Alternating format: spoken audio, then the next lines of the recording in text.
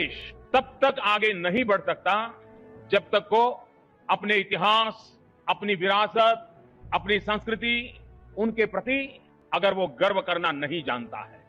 भारत का यह बेजोड़ संग्रहालय बनकर तैयार हो रहा है 1,17,000 वर्ग मीटर के विस्तार में। इस ऐतिहासिक धरोहर के दोनों खंडों के 950 कक्षों में संकलित की जा रही है लगभग 5,000 वर्ष पुरानी भारत की अतुल सांस्कृतिक ज्ञान संपदा। क्या आप जानते हैं, युगों पहले हमारे पूर्वजों को मिश्रित धातु के निर्माण का ज्ञान था। प्राचीन भारतीय धातु विज्ञान के प्रतीक रूप ऐसे ही एक द्वार से प्रवेश करके आरंभ करते हैं भारत खंड की अभूतपूर्व यात्रा। पहुंचते हैं भारतवर्ष की प्राचीन समृद्ध परंपराओं के संसार में।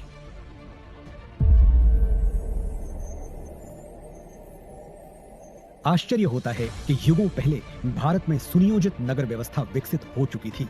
हम बात कर रहे हैं सिंधु सरस्वती सभ्यता की। क्या कभी सोचा है कि क्यों भारत में पर्वतों, समुद्रों, नदियों और पेड़ों की पूजा होती रही है?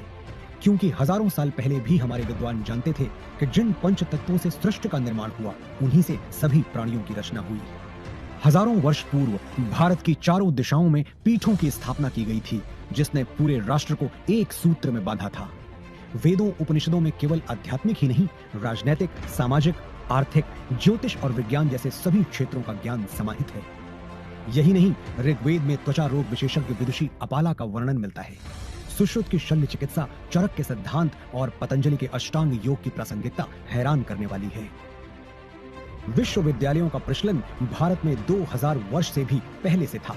तक्षशिला, नालंदा और विक्रमशिला जैसे अनेक विश्वविद्यालयों को पूरे विश्व में ख्याति प्राप्त थी। वैभवशाली मौर्य साम्राज्य के उत्थान और विस्तार के साथ ही यहाँ सातवाहन, पल्लव और कुषाण, गुप्त वंश का स्वर्णिम काल, राष्ट्रकूट, चालुक्य, चेर, पांड्य वंशों और कश्मीर आदि के शासकों की गौरव गाथाएं संकलित हैं। सोने की चिड़िया भारत का वैभवशाली गुप्त वंश हो या दक्षिण भारत के चोल, चेर, पांड्य वंश, सभी के व्यापारिक संबंध पश्चिम में मिस्र, ग्रीस और रोम तक फैले थे। युग परिवर्तन के साथ अब प्रवेश करते हैं मध्यकाल में, जहां राजपूतों की शौर्य गाथा के साथ सल्तनत और मुगल युग का इतिहास संकलित है। चौहान, प्रतिहार, परमार, सोलंकी, सिसोदिया और राजपूत राजाओं की केवल शौर्य गाथाएं ही प्रसिद्ध नहीं थी, बल्कि उनके संरक्षण में कला, शिल्प, संस्कृति का भी अभूतपूर्व विकास हुआ।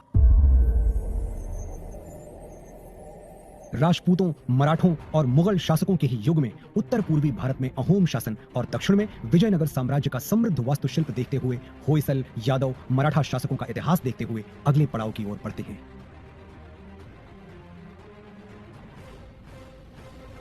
बढ़ते हैं परिवर्तन के उस दौर की ओर जब ईस्ट इंडिया कंपनी को भारत में व्यापार की अनुमति मिली।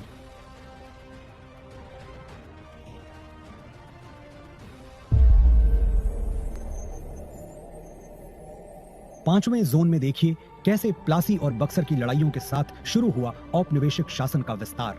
1760 से ही देश के सन्यासियों और फकीरों ने ब्रिटिश ईस्ट इंडिया कंपनी से आजादी पाने के लिए ऐसा मोर्चा संभाला जिसे कंपनी 40 साल तक दबा नहीं सकी। और 1857 के प्रथम स्वतंत्रता संग्राम के बाद हर वर्ग के लोग अपने अपने ढंग से आजादी की लड़ाई में आहुति देने उतर पड़े। लगभग 2 शताब्दी लंबे भारत के स्वाधीनता संग्राम की गाथाएं यहाँ संकलित हैं।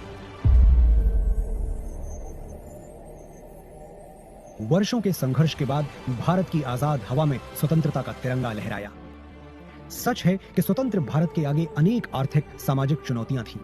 हर चुनौती को पार करने के लिए, सशक्त राष्ट्र का निर्माण करने के लिए स्वतंत्र भारत ने फिर से राष्ट्र को संप्रभु लोकतांत्रिक गणराज्य बनाया।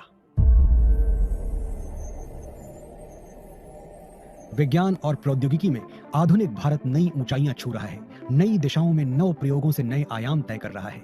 राष्ट्र को सुरक्षित बनाने के नित नए प्रयास सतत जारी हैं। रक्षा के क्षेत्र में भी भारत आत्मनिर्भर बन रहा है। अंतरिक्ष विज्ञान में ऊंची उड़ान, दिन प्रतिदिन बढ़ता डिजिटल संसार, चिकित्सा के क्षेत्र में अद्वितीय योगदान, दिनों दिन होता आर्थिक व्यापारिक विस्तार, शिक्षा का उत्थान प्रसार इस जोन के अन्य कक्षों में क्रमशः संकलित है। आज जब हम आजादी के अमृत काल से शताब्दी वर्ष की ओर अग्रसर हो रहे हैं, भारत के अतीत की अनमोल विरासत, वर्तमान के अथक प्रयासों और भविष्य की झलकियों की कहानियां समेटे बनने जा रहा है विश्व का यह सबसे विशाल संग्रहालय, युगे युगीन भारत राष्ट्रीय संग्रहालय।